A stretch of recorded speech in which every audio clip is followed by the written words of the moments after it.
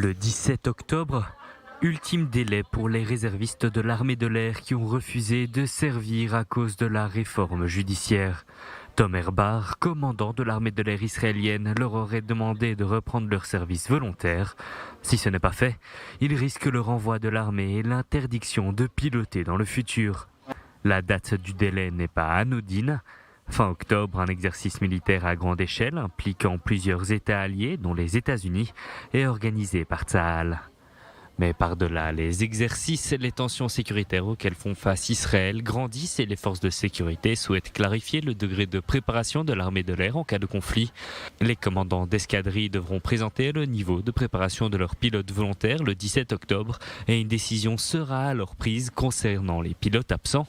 Ils pourraient être jugés inaptes. Vers la mi-juillet, plus de 1100 réservistes de l'armée de l'air israélienne, dont plus de 400 pilotes ont usé de leurs droits à l'objection de conscience en suspendant leur service de réserve volontaire pour protester contre la réforme judiciaire.